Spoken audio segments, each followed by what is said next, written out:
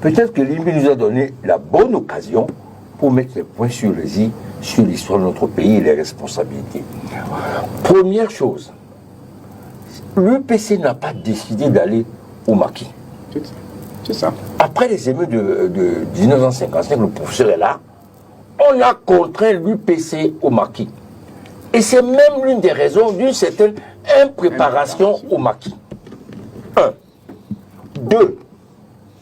En interdisant l'UPC, on demandait aux dirigeants de l'UPC, vous abandonnez ou on vous tue. Puisque l'interdiction de l'UPC voulait dire que c'est hors la loi. C'est pour ça qu'il faut dire que l'UPC n'a pas continué le combat parce qu'on a donné le pouvoir à Idio. Non!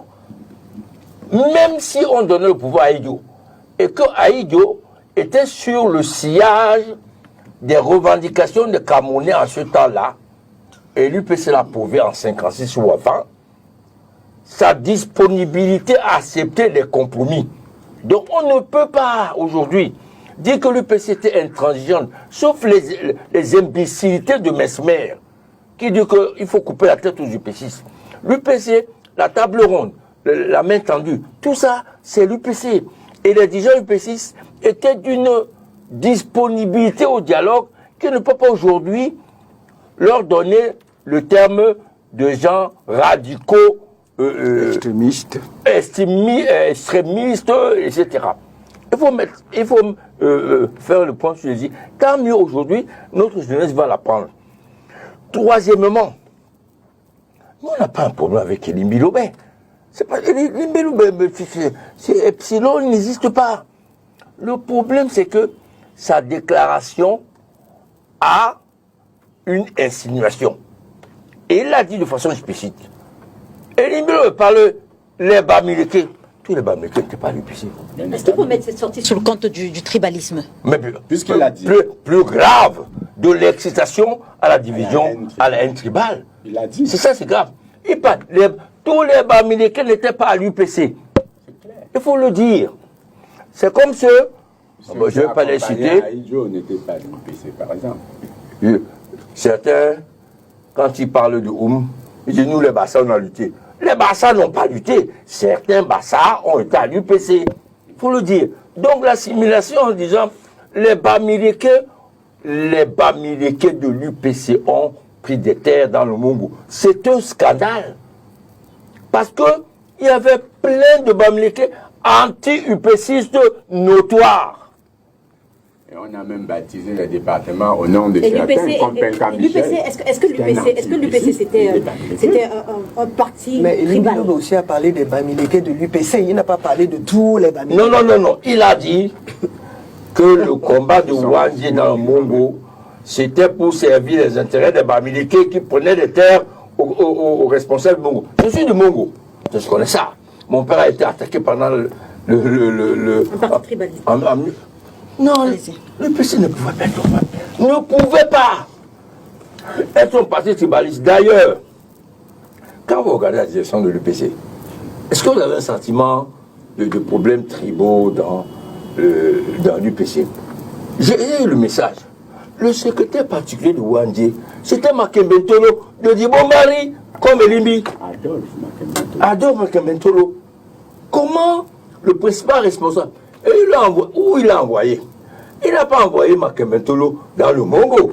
Il a envoyé justement en pays Bamileke. Ça veut dire qu'il n'y avait pas une assimilation, une distinction tribale dans les affirmations dans la démarche de Wandje. Ce qui nous horripile, ce n'est pas que Elimbi ait son point de vue sur Wandje, peu importe. Ce qui est dramatique, c'est que ce propos, explicitement et implicitement, attise la haine tribale. La preuve, qu'est-ce qui se passe aujourd'hui? Tous les farfelus qui ont des documents, qui ont un sens ou qui n'ont pas, les sortent maintenant en disant que on a tué, que mon grand-père, mon arrière-grand-père, mon frère, s'étaient occupés des terres.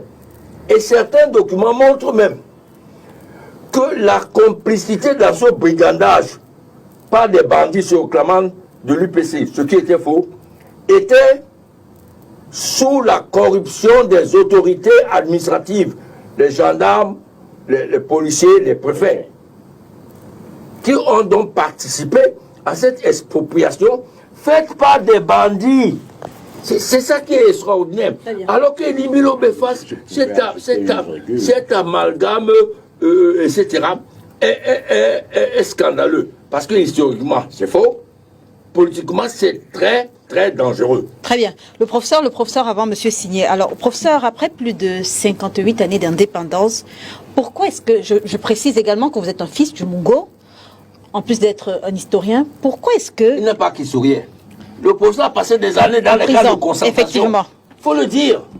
Donc, après plus de 58 années d'indépendance, pourquoi est-ce que les textes produits par des universitaires et autres historiens, dont vous, n'arrivent pas à faire totalement la lumière sur cette partie de l'histoire de notre pays? Je veux dire, pourquoi est-ce que l'histoire, confère cette polémique, change en fonction de l'orateur?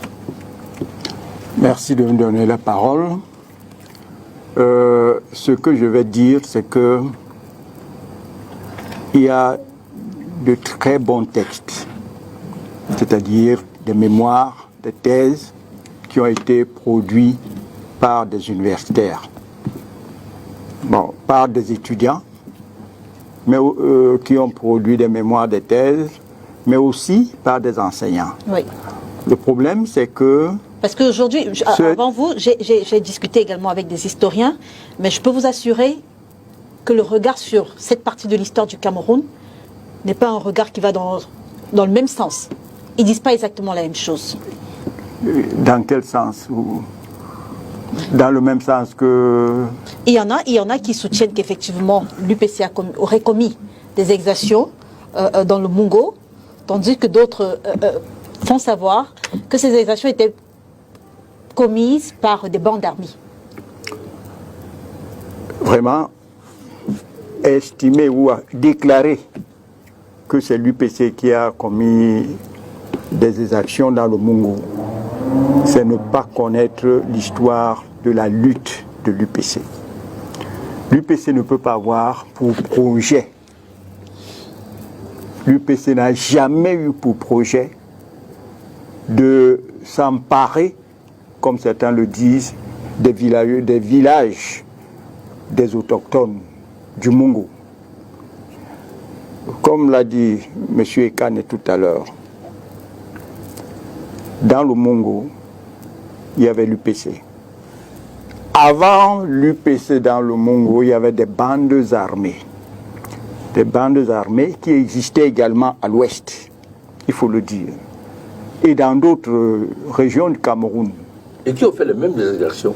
Oui, ce sont des gens qui étaient des pêcheurs en eau trouble, qui voulaient profiter de l'insécurité ambiante pour s'enrichir. Ce sont ces gens qui ont déferlé dans les villages du Mungo, mais il y avait aussi des supplétifs. C'est ce qu'on ne dit pas.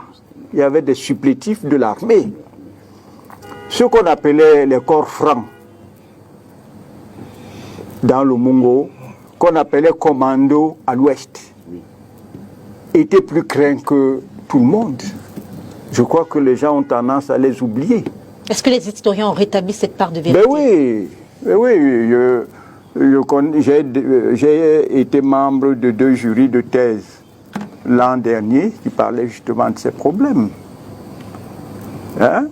Le problème, c'est la vulgarisation. Ces documents n'ont pas encore été convertis en ouvrages ou en articles. Quand ces documents le seront, les gens sauront également la vérité.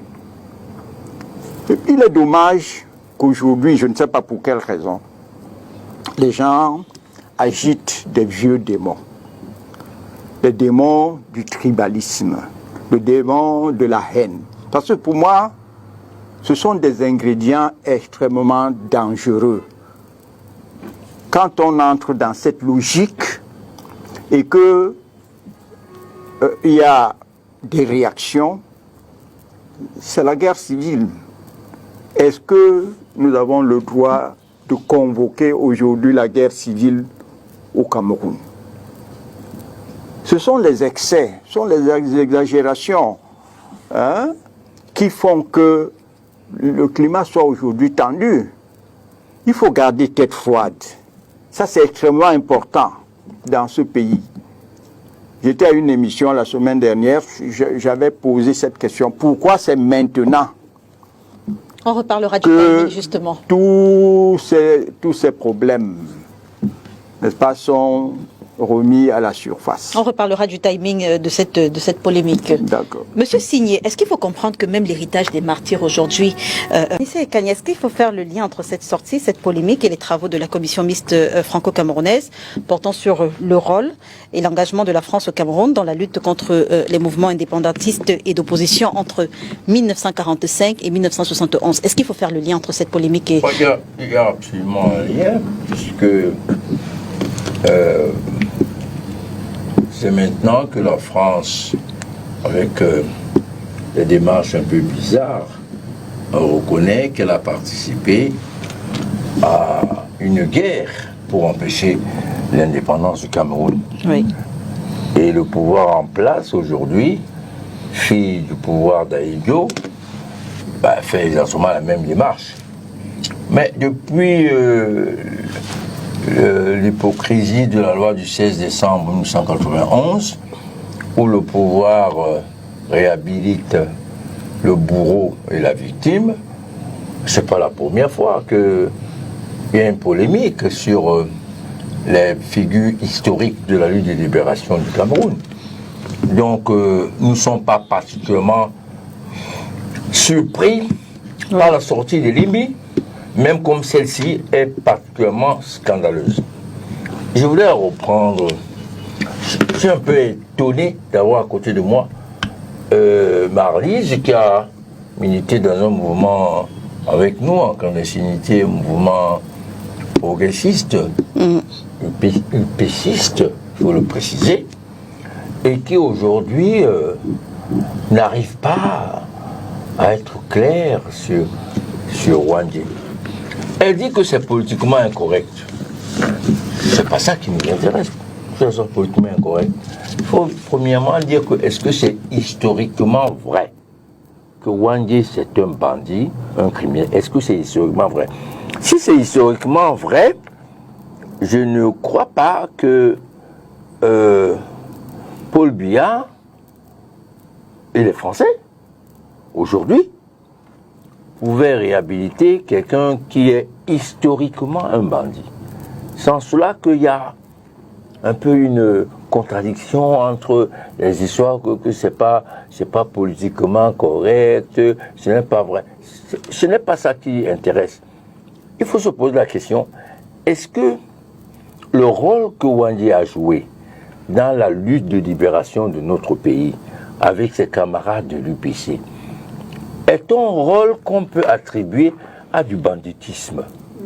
C'est ça qui s'agit. Est-ce que on peut estimer que les Wandji, les plutôt également, a été souvent victime de ce genre d'attaque stupide? Est-ce qu'on peut estimer que cette lutte peut se résumer à du banditisme? C'est en cela que ça pose un problème sur l'histoire de notre pays. Comment en 2025, un Camerounais sain d'esprit, apparemment un homme politique, peut estimer que l'action d'Ernest Wandji peut être assimilable à l'action d'un bandit? Voilà the question. Voilà la question centrale. Alors, monsieur Signé, je ne suis pas contre Ernest Wandji. Ernest Wandji, ce que je pense, oui. Je ne dis pas ce que quelqu'un d'autre pense, ce que moi, Marlise Douala-Bel, je pense, c'est que pour lui, les choses n'ont pas été faciles. Parce que gérer un maquis, sans armes, sans argent, sans approvisionnement, c'est quasiment, c'est le calvaire. C'est le calvaire. Et puis quand il rentre de Conakry, il arrive dans le maquis. Ce maquis-là, il le connaissait encore. Il y avait déjà des bandes armées organisées. Il a eu beaucoup de problèmes. Donc moi, si je dois parler de Ernest Ouandié, j'en parlerai comme comment dirais-je, comme un leader, Un grand homme. un grand homme en difficulté. En difficulté, pourquoi? Parce que, et c'est pour ça que je me suis demandé, est-ce que finalement, son envie de venger les pères fondateurs, et notamment Moumié, n'a pas finalement affaibli sa stratégie parce qu'il n'a plus pris le temps de, comment dirais-je, d'organiser son retour de manière à être efficace. Moi, c'est comme ça que je le vis. Donc, je ne suis pas du tout au niveau du combat de Elimbilo Bé ou qui que ce soit. Non, non. Je me pose des questions, je dis, ce monsieur, je l'ai vu, comme tout le monde, dans l'interview à Genève. Je l'ai vu, je l'ai regardé en tant que psychologue. J'ai vu quelqu'un qui avait une densité, quelqu'un qui a d'abord un très bon niveau verbal, qui était concis mais clair dans ce qu'il voulait. Je l'ai vu comme un grand leader. Moi, je l'ai vu comme un grand leader. Maintenant, quand on voit tout ce qui s'est passé dans le Maquis, que ce soit dans le Mungo, que ce soit dans le Nkam, que ce soit à l'Est, et qu'on analyse froidement, on réalise qu'il a été piégé dans quelque chose où il n'avait plus tout à fait le contrôle de ce qui se passait. Oui. Et il s'est donc passé des exactions intolérables. Donc voilà ma pensée. Est-ce autant qu'on pourrait le traiter de bandit? Vous avez déjà mon sentiment là-dessus. Vous avez déjà mon sentiment là-dessus. Jamais j'aurais fait une déclaration similaire. Mais peut-être qu'il y a des gens outillés avec des documents, parce que ça ne doit pas être une parole légère. Si Elimbilo Bé l'a dit, il faudra qu'il apporte la preuve de ce qu'il a dit. Et il y a des gens, et Elimbilo Bé, excusez-moi, ce que je constate depuis dans la toile, c'est que Elimbilo Bé n'est pas seul. Elimbilo Bé n'est pas seul. Il y a plusieurs personnes qui semblent avoir une documentation qui prouve que les exactions ont eu lieu et de manière grave et sévère contre le peuple camerounais. Après les indépendances, parce que moi, mon papa était UPCiste, oui. Mais il était UPCiste avec les Moumiés, parce que Moumié les a retrouvés au nord dans les années 54 ou 53, je ne me rappelle plus la date. Je naissais donc là-bas à Daroua. Mon papa me dit qu'il n'y avait pas sur 100 fonctionnaires, ils étaient tous des jeunes fonctionnaires, oui. Sur 100 fonctionnaires, 98% étaient UPCistes. Pourquoi? Parce qu'ils vivaient les frustrations et les brimades et l'irrespect de la dignité des Camerounais qu'ils étaient pour supporter le colon. Oui. Donc ils ont tous considéré que l'UPC était l'outil qui pouvait les débarrasser du colon. Et après l'indépendance, c'est-à-dire après 1960, mon père se retrouve en Konsamba. C'était très grave là-bas en Konsamba parce que les travaux publics hébergeaient l'armée française. Et tout se passait dans notre cour. Donc j'ai vécu des choses qui m'ont aussi touché, affecté, traumatisé. Et quand... à mettre sur le compte de qui? À mettre l'armée française. L'armée française. L'armée française, elle habitait là dans le camp. Et maintenant, quand mon père, j'en parle après avec lui, me dit que oui, mais en fait, moi, je me suis désolidarisé de l'UPC parce que j'estimais que l'indépendance était déjà quelque chose à prendre.